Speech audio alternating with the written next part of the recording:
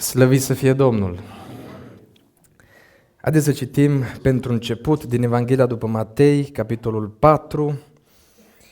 Vom citi versetul 17 și apoi de la versetul 23 la 25. Evanghelia după Matei, capitolul 4, versetul 17 spune în felul următor.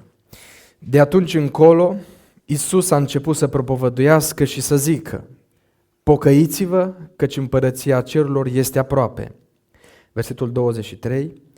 Iisus străbătea toată Galileea învățând pe norod în sinagogi, propovăduind Evanghelia împărăției și tămăduind orice boală și orice neputință care era în norod. I s-a dus vestea în toată Siria și aduceau la el pe toți cei ce sufereau de felurite boli și chinuri, pe cei îndrăciți, pe cei lunatici și pe cei slăbănogi, și el îi vindeca. După el au mers multe noroade din Galileea, din Decapole, din Ierusalim, din Iudeea și de dincolo de Iordan și din satul mare. Amin. Vă invit să vă reașezați.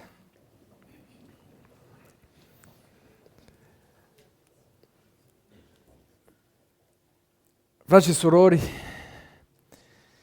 așa cum am fost anunțați, începem astăzi acea serie de mesaje, de predici din Predica de pe munte.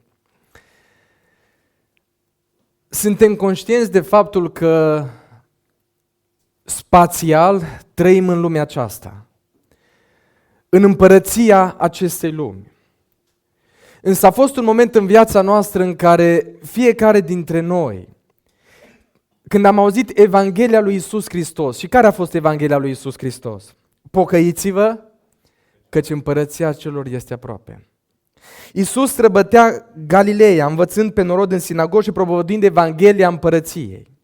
Și a fost un moment în viața noastră în care fiecare dintre noi, în urma auzirii cuvântului, prin credință și pocăință, știți ce am făcut? Am intrat într-o altă împărăție. Dacă uită un lucru, biserica de azi e tocmai acesta, că deși trăim spațial pe pământ, în lumea aceasta, noi nu mai facem parte din lumea aceasta, ci noi facem parte dintr-o altă împărăție. Spune cuvântul lui Dumnezeu în Efeseni, capitolul 2. Voi erați morți în greșelile și în păcatele voastre, în care trăiați odinioară după mersul lumii acesteia, după domnul puterii văzduhului, a Duhului care lucrează acum în fiii neascultării. Deci a fost un moment în care fiecare dintre noi chiar am făcut parte din lumea aceasta.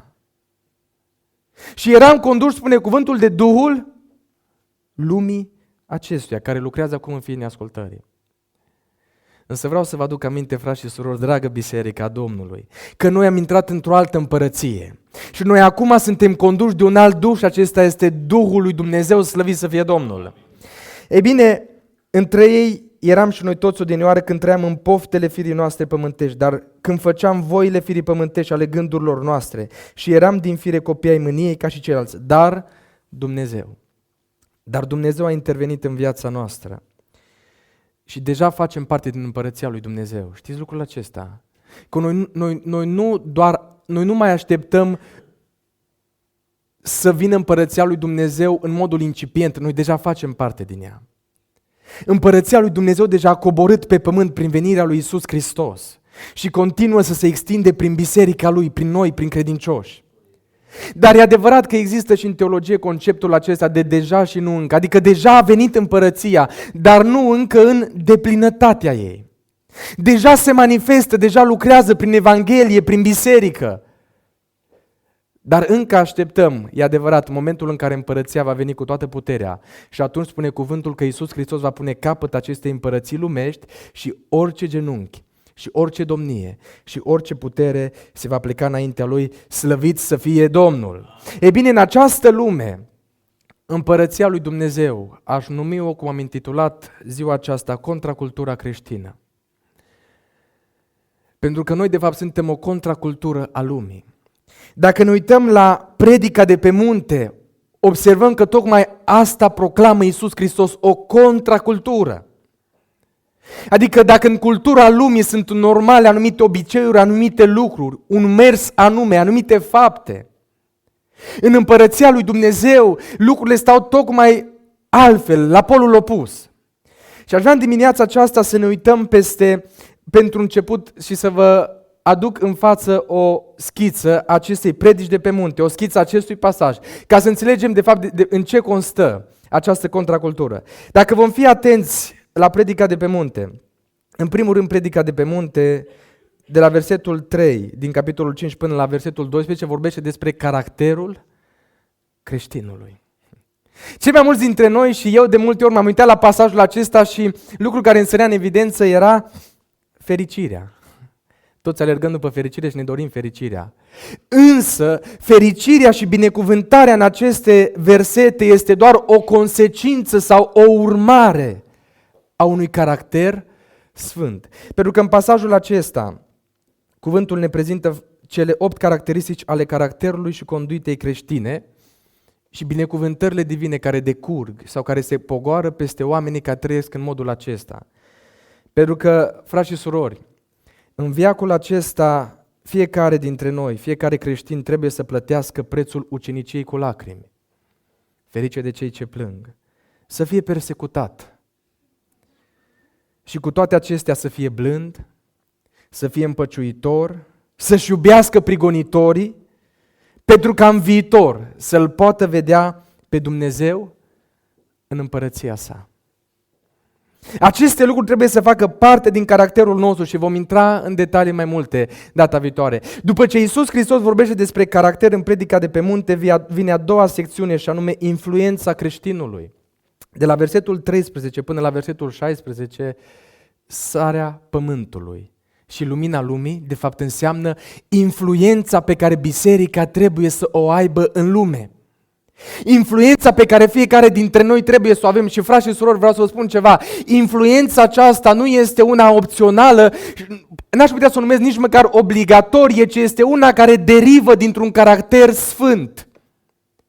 Adică noi inevitabil trebuie să devenim așa, să avem o influență în lumea aceasta, un impact. Știm multe și am auzit poate multe predici din pasajul acesta și vom mai auzi. Dar ceea ce înseamnă lucrul acesta înseamnă că credincioșii trebuie să producă schimbări în societate. E că Dumnezeu ne-a mântuit și ne-a intrat în împărăția Lui pentru ca mai departe, proclamând împărăția și trăind conform împărăției, să schimbăm societatea. Așa cum lumina dă la iveală lucrurile întunecate și cum sarea, ni se spunea și joi, sau în altă seară, oprește chiar procesul de putrefacție și dă gust și așa mai departe. E bine, după ce Iisus vorbește despre caracterul pe care trebuie să-l avem, apoi despre influența noastră, și acum vreau să vă spun ceva și să mă înțelegeți corect de la început. Aceste lucruri ne vizează pe fiecare dintre noi, pentru că fiecare suntem ucenici ai Lui și credincioși. Nu doar pe slujitori, predicatori și așa mai departe, ne vizează pe noi toți. Apoi Iisus Hristos va vorbi despre un lucru foarte interesant, despre neprihănirea creștinului. Și de la versetul 17 din capitolul 5 până la versetul 48, Iisus va aborda teme precum uciderea, adulterul, divorțul, jurământul, răzbunarea și dragostea. Și vreau să vă spun că în momentul în care m-am pus să aprofundez aceste lucruri, mi-am dat seama că tot ce credeam până atunci despre acestea este total diferit. Iisus Hristos este mult mai radical. Vă dau un exemplu. În lumea aceasta, e normal că dacă cineva îți face un rău, să-i întorci înapoi și dacă poți tu să-i dai 2 înapoi. De multe ori în rândul credincioșilor am văzut oameni că dacă au ceva cu cineva, în cel mai bun caz, nu ne mai apropiem de omul acela și lăsăm în pace. Dar vine Iisus Hristos și ne spune că de fapt o neprihănire și un ucenic al lui Hristos nu trebuie să facă numai atâta, ci ascultați în versetul 5 cu 43, ați auzit că s-a zis să iubești pe aproapele tău și să urăști pe vrăjmașul tău. Dar eu vă spun, iubiți pe vrăjmașii voștri. Un lucru extraordinar. Și auziți, merge și mai departe. Binecuvântați pe cei ce vă blestemă. Când ai binecuvântat și când am binecuvântat ultima dată pe cineva care m-a jignit sau m-a blestemat sau mi-a făcut rău? Când? Și auziți un lucru și mai radical. Faceți bine celor ce vă urăsc. Bine facem fiecare dintre noi, mai ales celor care ne fac bine. Dar spunea Iisus Hristos, faceți bine celor ce vă fac rău, celor ce vă urăsc. Și vreau să vă spun că, de fapt, așa ar trebui să fie viața fiecărui ucenic. Și auziți, rugați-vă pentru cei ce vă asupresc și vă prigonesc. Când am citit versetul acesta și am stat și am cugetat la el și mi-am dat seama, de fapt, de profunzimea neprihănirii pe care o așteaptă Dumnezeu de la noi. Pe mine m-a pus pe gânduri, dar m-a și provocat. Și asta e doar o idee a ceea ce va urma. Dar ca să înțelegem că neprihănirea noastră trebuie să fie una reală, practică, nu doar teologică, nu doar teoretică, și care să aibă efect în societate. După ce vorbește despre neprihănirea creștinului, vom vorbi apoi despre evlavia creștinului. În capitolul 6, de la versetul 1 la versetul 18, Iisus Hristos ne va atrage atenția asupra faptului că creștinii nu trebuie să se asemene nici cu ipocrizia fariseilor și nici cu formalismul mecanic al păgânilor, ci că noi toți îl avem pe Dumnezeu ca Tată și că trebuie să ne apropiem de El prin rugăciune, prin post și toate aceste lucruri să le facem cu sinceritate și cu devoțiune înaintea lui Dumnezeu. Apoi urmează în capitolul 6, de la versetul 19 la versetul 34, prioritățile creștinului. Un alt subiect destul de sensibil. Și aici Iisus Hristos ne va atrage atenția asupra faptului că prioritatea noastră nu trebuie să fie pe pământ, nu trebuie să fie lucrurile de jos, ci spune cuvântul și esența acestui pasaj este în 6:33, căutați mai întâi împărăția lui Dumnezeu și neprihănirea Lui și toate aceste lucruri vi se vor da pe deasupra. Și după ce Iisus Hristos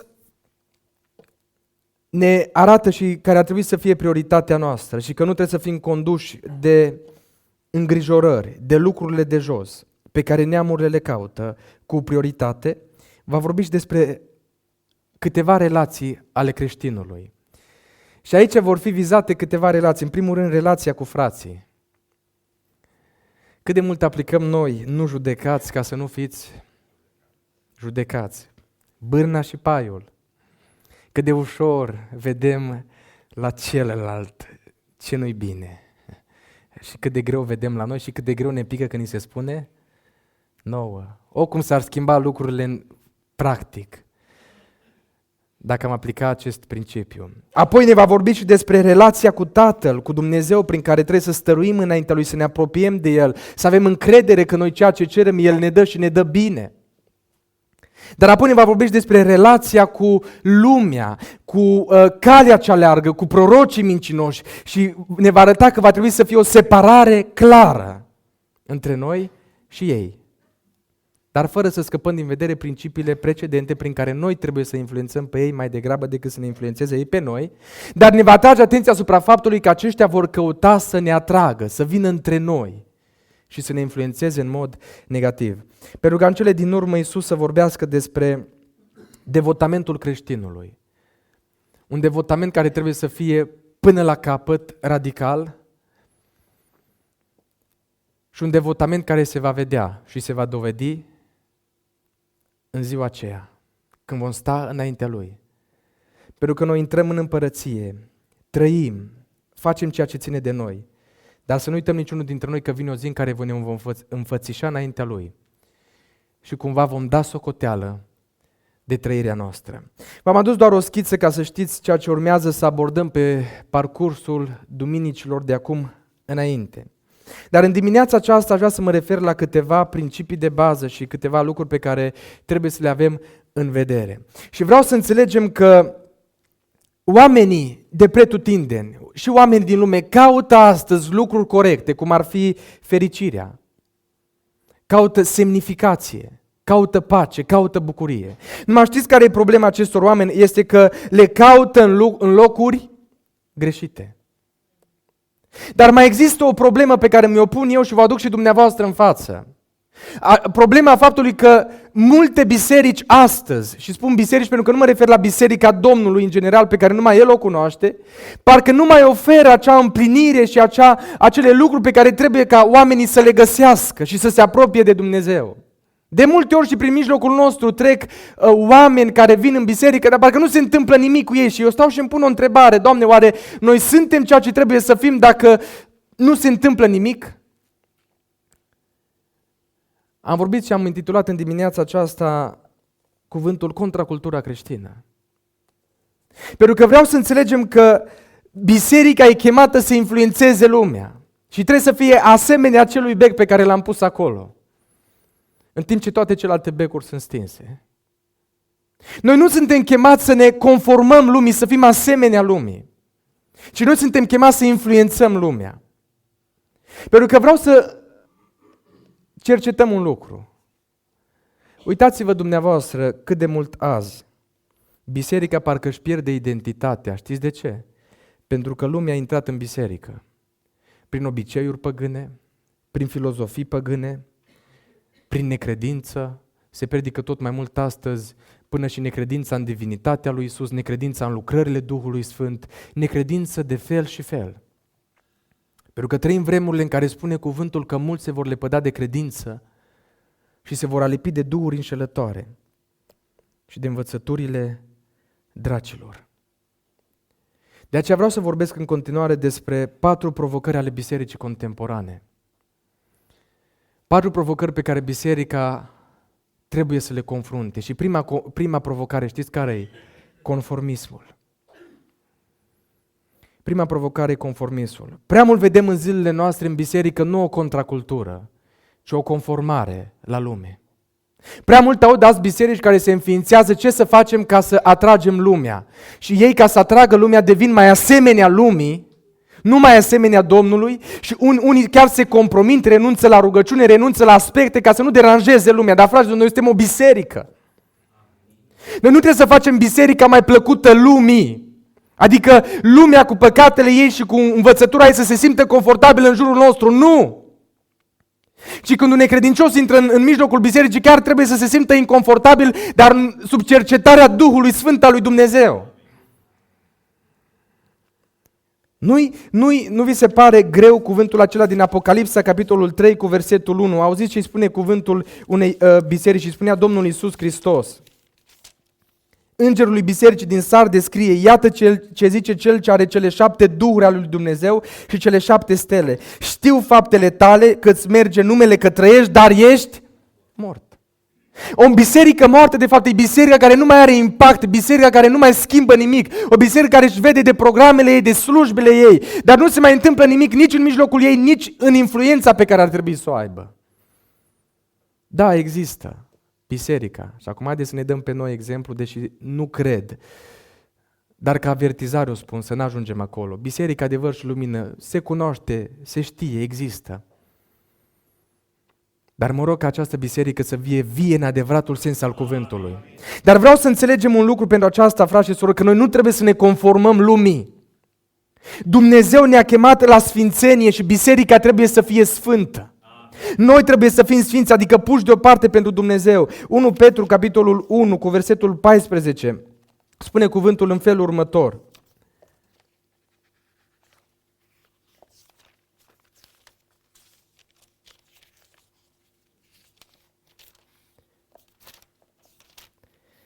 Ca niște copii ascultători, nu vă lăsați târâți în poftele pe care le aveați altădată când erați în neștiință, ci după cum Cel ce v-a chemat este sfânt, fiți și voi sfinți în adunare.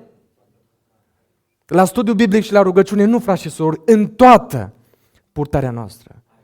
Pentru că vreau să vă aduc în vedere un aspect. Credința mea și pocăința mea, vreau să vă spun că nu se vede în adunare cu prioritate, deși sunt anumite aspecte care se pot vedea aici. Știți unde se vede pocăința noastră? Când suntem singuri, în ascuns, când nu ne vede nimeni, ci numai Dumnezeu. Acolo se vede pocăința noastră. Dacă te compromiți sau nu, dacă faci sau nu ceva de văzul lumii, acolo se vede pocăința noastră. Voi fiți sfinți în toată purtarea voastră. Iosif, și în Egipt, acolo când ești departe de părinți, de familie, când poți să te compromiți, când nu zice nimeni nimic, tu fii sfânt acolo. Și în casa lui Potifar, chiar dacă te costă mult, tu fii sfânt. Și în temniță fii sfânt.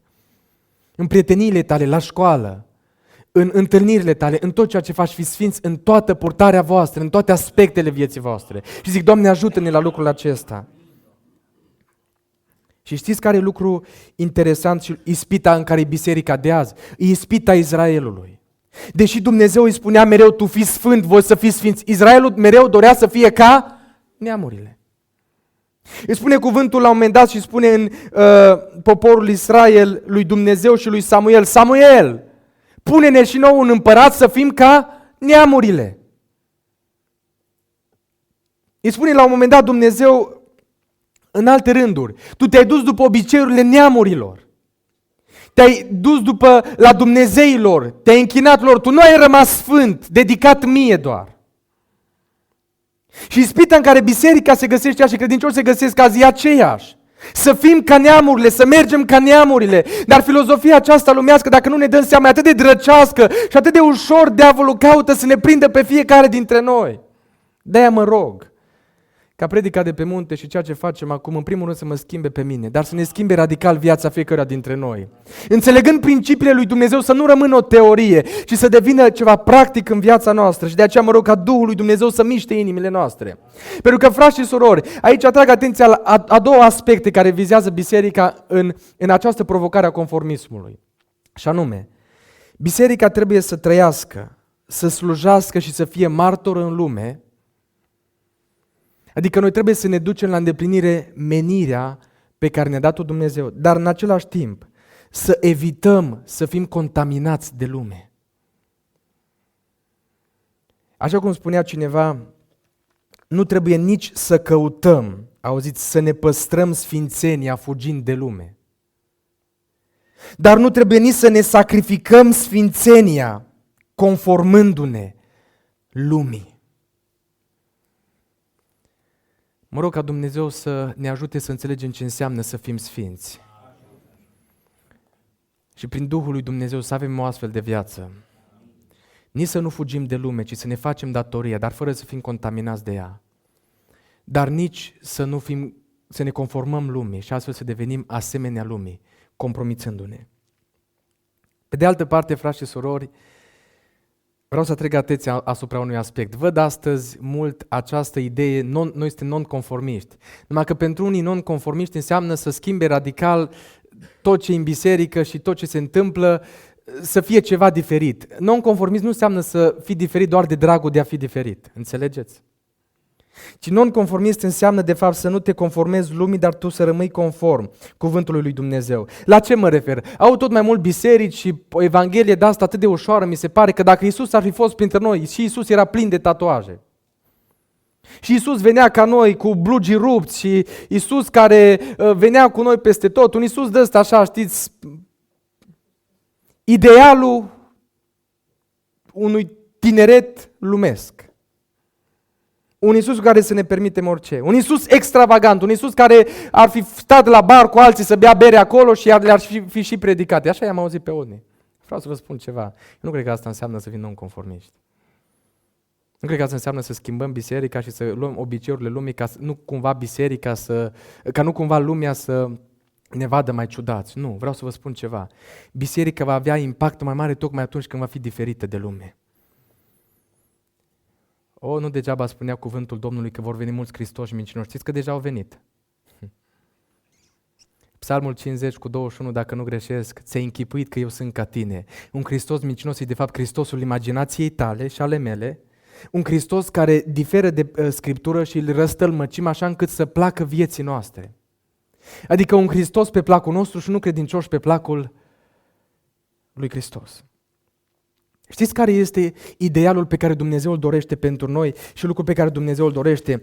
Matei 5:48. Voi fiți dar desăvârșiți după cum și Tatăl vostru cel ceresc este desăvârșit. Adică noi să semănăm cu Tatăl, să avem un caracter sfânt, fericirile, cum spuneam, blândețe, pace, milostenie, o inimă curată, în prigoană, înseamnă să fie asemenea lui Hristos. Adică să urmăm exemplul, dar noi să semănăm cu Tatăl. Să avem o neprihănire sfântă, o viață sfântă. Auziți mai departe, cum vă citeam în 5:4, noi avem un răspuns diferit față de lume. Și când cineva îți face ceva rău, nu-i răspunzi la fel sau și mai rău. Că am eu putere și Hristos avea puterea 12 legiuni de îngeri. Și a zis nu. De câte ori spune Iisus Hristos, auziți, 6:1, luați seama să nu vă îndepliniți neprihănirea voastră înaintea oamenilor ca să fiți văzuți de ei, ci înaintea Tatălui. 6:5, când vă rugați să nu fiți ca fățarnicii. 6:7, când vă rugați să nu bolborosiți aceleași vorbe ca păgânii. 6:8, să nu vă asemănați cu ei. Să nu fiți ca ei, ci voi să fiți ca Tatăl. Roman 12:2, să nu vă potriviți chipului veacului acestuia. Așa a tradus Cornilescu că unii îl și iau de bune așa cum vreau, ci să vă prefaceți și unii să prefac de-a binelea. Frați și surori, acolo a te preface nu e sensul primar, în sensul să fii prefăcut și ipocrit, ci înseamnă să te schimbi, să te transformi, să-ți transformi inima și mintea. Dar unii au și argument din Scriptură să se prefacă. Ce frumos spunea cineva, nu trebuie să fim ca trestile în bătaia vântului, cum bate vântul să mergem și noi, ci neclintiți ca pietrele într-un izvor de munte. Ați văzut izvorul de munte, cum stau pietrele acolo și vin apele, dar ele stau acolo. Auziți, nu ca peștii care înoată în direcția curentului. Și mulți dintre ei care înoată în direcția curentului sunt ca morți, că nu mai au putere sau pe moarte, că nu mai au putere să înoate împotriva curentului. Nu asemenea cameleonilor. Cum ne spunea și fratele Ghiță joi seara, că unii așa interpretează cu iudeu, cu grec, sunt cameleon de ăștia. Dar nu așa. Și noi trebuie să fim asemenea lui Iisus Hristos. Și zic, Doamne, ajută-ne la lucrul acesta. Așadar, prima provocare este non-conformismul. A doua provocare, știți care este a bisericii de astăzi? A fiecăruia dintre noi. Materialismul. Ce înseamnă materialism? Înseamnă preocuparea, ascultați-mă, cu prioritate pentru lucrurile materiale. Înseamnă ca lui Dumnezeu să-i dăm resturi. Ca de Dumnezeu și de lucrarea Lui să ne ocupăm dacă avem timp. Am citit zilele acestea din Exodul când zice că trebuia să construiască cortul. Am rămas uimit de un lucru și am zis, Doamne, important e lucrul ăsta. Și că unii au renunțat la lucrul lor pentru lucrul Domnului. Ce dedicare e aia! Zice că poporul atâta aducea, că eu le-au și zis, opriți-vă, s-au dus prin tabără, au pus Moise, au pus oameni să strige prin tabără, opriți-vă, zice, ajunge, nu mai trebuie. Au avut și calități bune, deși pe de altă parte ne-au și dezamăgit, așa cu ei și plângem și ne bucurăm. E interesant poporul ăsta, zice, așa eu câteodată îți revolta, păi cum? Acolo pe munte l-au văzut pe Dumnezeu și apoi îți fac vițelul, incredibil. Dar te mai și bucur când vezi că mai fac și bine.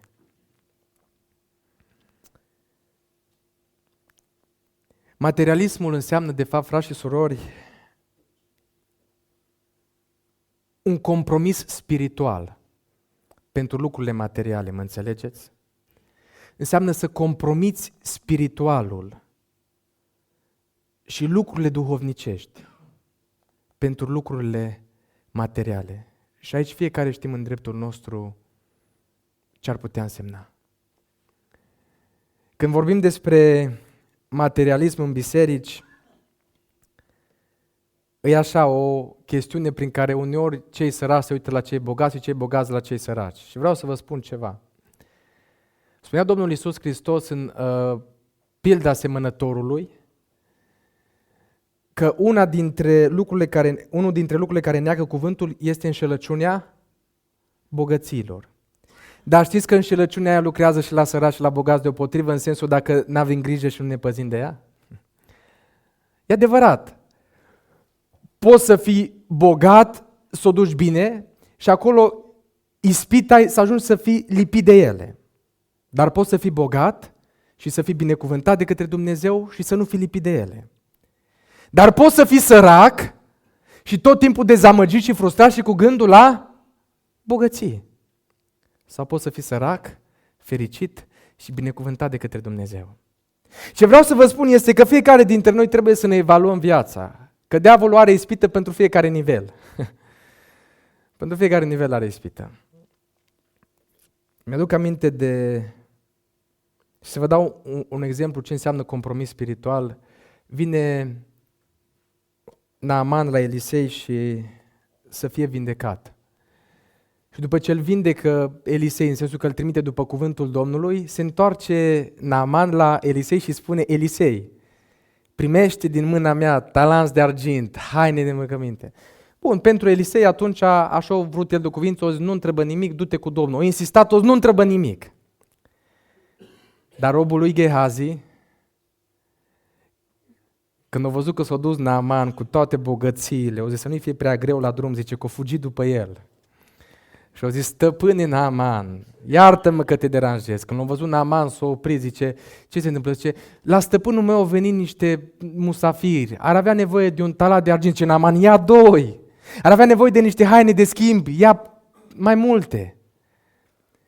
Și îl ajută pe Gehazi să vină cu ele până acolo, când s-a apropiat de casă, zice: Gehazi, de aici mă descurc eu, să nu cumva să vă vadă robul Elisei.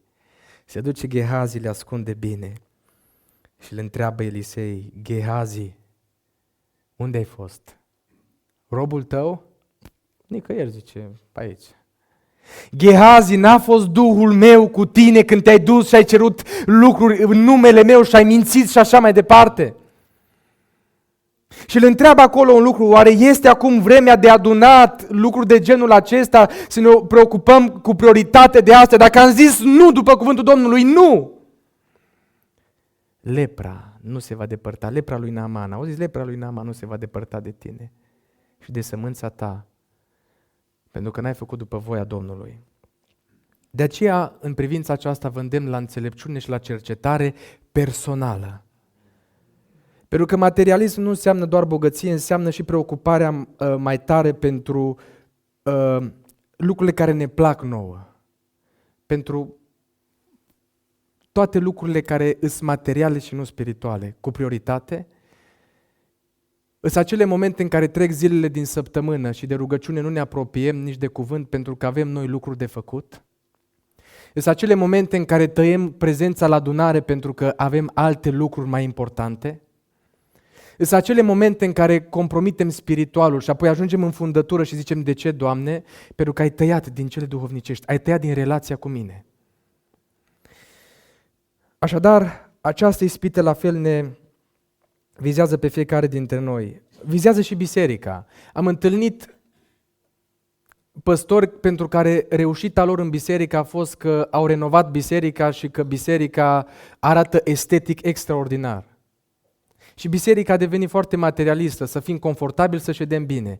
Dar vreau să vă spun că și aici trebuie să ne ocupăm cu prioritate de starea spirituală. Și acolo e reușita noastră principală. Că putem să avem clădiri extraordinare, putem să avem clădiri impunătoare, dar dacă nu-i prezența și puterea lui Dumnezeu acolo, nu ne folosește la nimic.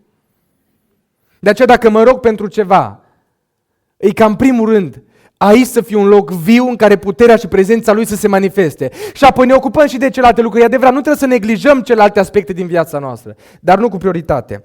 Mergem mai departe și o a treia provocare a bisericii astăzi este relativismul etic. Ce înseamnă asta? Înseamnă ceea ce spunea Abraham Edel.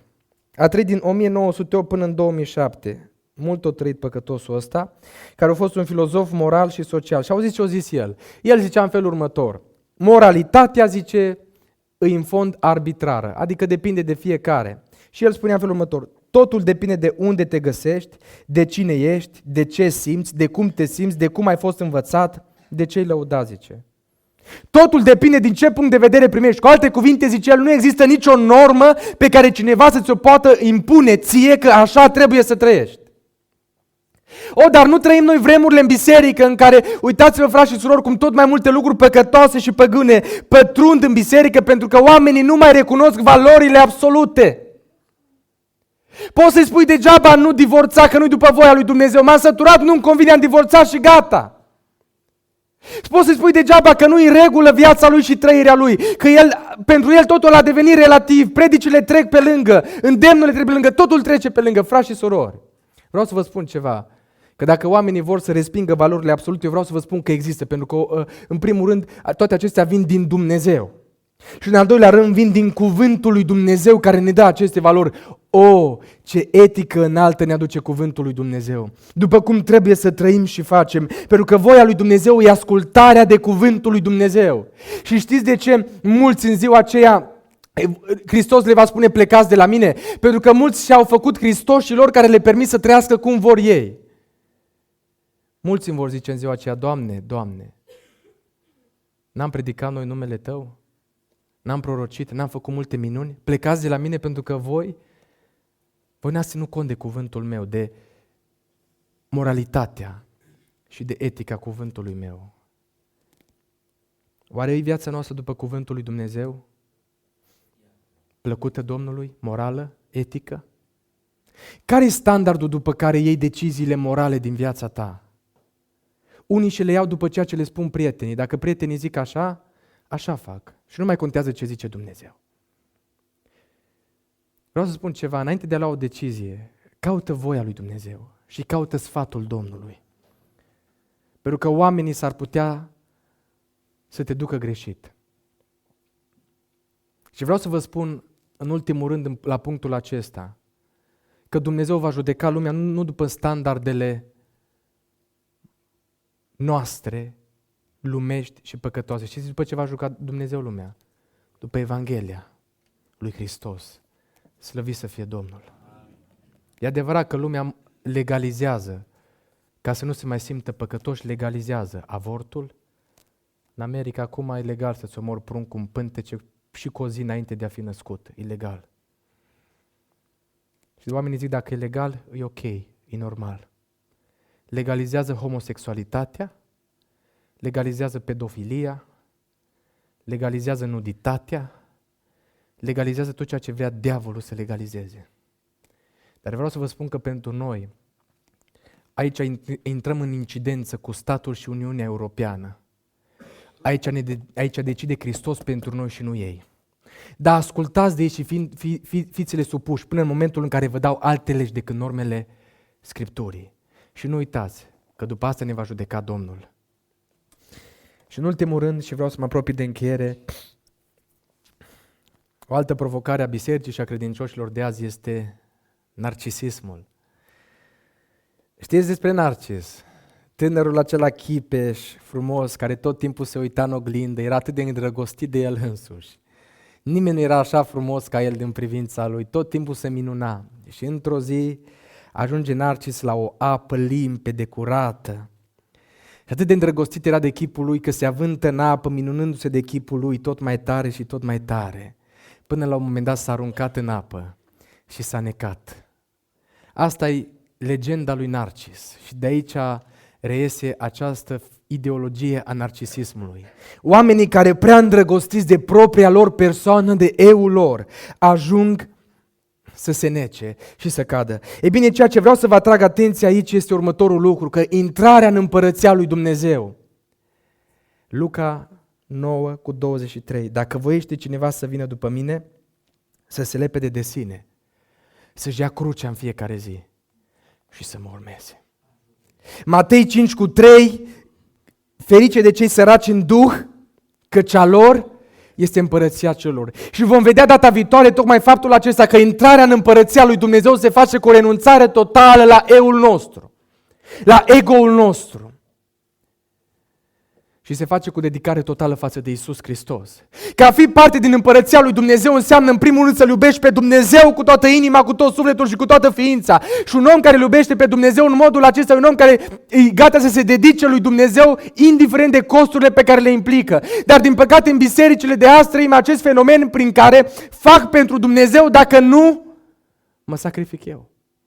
Dacă nu impune un cost prea mare.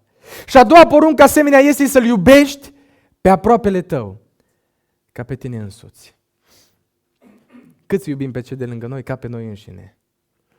Nu-i mai mare dragoste decât să-și dea cineva viața pentru semenii săi. Dar există această ispită a egoismului, a narcisismului, în care suntem prea îndrăgostiți de noi înșine și noi suntem cei mai buni, cei mai tari.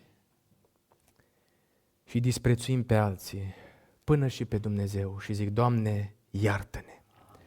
Dragă biserică, contracultura creștină înseamnă să ne opunem conformării la ideologiile lumii acesteia. Să închidem ușa diavolului care vrea să intre cu filozofiile lui în biserică, să închidem ușa diavolului care vrea să intre cu păcate în biserică și să ne facă să le acceptăm, să o închidem. În al doilea rând, înseamnă să ne opunem materialismului, adică o preocupare cu prioritate pentru lucrurile lumești, ci să înțelegem că trebuie să căutăm mai întâi împărăția lui Dumnezeu și neprihănirea lui și zic Dumnezeu să ne ajute. În al treilea rând înseamnă să luăm Scriptura asta și pentru noi normele să nu mai fie date de prieteni și de oamenii care știu că mergem la ei să ne sfătuim că ne spun ceea ce ne place. Nu! Ci normele să ne fie date de către cuvântul lui Dumnezeu. Și spunea Apostolul Pavel, chiar dacă un înger ar veni din cer să vă vestească o altă evanghelie, să nu o primiți. Pentru că e un înger al diavolului, pentru că și diavolul se preface în înger de lumină. Și în al patrulea rând, să ne îndrăgostim de Dumnezeu și să iubim pe frații noștri și să ne lepădăm de noi înșine. Și vreau să vă spun că dacă vom face așa, biserica se va ridica în putere. Haideți să ne ridicăm în picioare. Stăm înaintea lui Dumnezeu în această rugăciune de cercetare și aș vrea să ne rugăm pentru biserica noastră. Pentru ca Dumnezeu să facă din biserica noastră ceea ce El vrea. Să-și ducă la îndeplinire planurile Lui, viziunea Lui. Și în încheiere vreau să nu uitați un lucru. Știți ce e biserica pe pământ? Revin la ideea de la început, că noi facem parte dintr-o altă împărăție. Biserica pe pământ e doar o ambasadă a împărăției lui Dumnezeu. Biserica pe pământ e doar o reprezentare a lui Dumnezeu pe pământ. Biserica trebuie să fie vocea lui Dumnezeu pe pământ, lucrarea lui Dumnezeu pe pământ. De fapt, biserica trebuie să fie Hristos pe pământ. Și fiecare dintre noi, de fapt, trebuie să reprezentăm pe acest Iisus Hristos pe pământ. Haideți în dimineața aceasta să spunem Domnului că noi, biserica, El e capul, noi suntem de la gât în jos, ne supunem Lui, voinței Lui și voii Lui. Să ne conducă și să ne călăuzească El. Și în al doilea rând să-i cerem iertare dacă cumva în anumite aspecte am căzut și poate n-am fost după voia Lui. Dar în dimineața aceasta să ne supunem voii Lui și lucrărilor Lui. Te cheamă Dumnezeu să te opui lumii. Oriunde ești, în orice loc te-a pus Dumnezeu. Oricine ai fi și orice ai avea, toate trebuie să fie supuse lui Dumnezeu. Ești gata să faci lucrul acesta? Haideți să ne rugăm acestui Dumnezeu și să-i cerem ca Duhul lui Cel Sfânt să călăuzească biserica Lui, biserica aceasta, să pună capăt influenței și puterii Duhului lumii, să oprească orice influență a diavolului, dar Duhul lui Cel Sfânt să ne călăuzească și biserica aceasta să fie o contracultură în lumea aceasta și fiecare dintre noi să fim oponenți ai lumii în sensul acesta în care ne opunem lumii, dar să fim o influență bună în lumea aceasta și zic, Doamne, ajută-ne la lucrul acesta, amin. Ne rugăm cu toții, Domnul.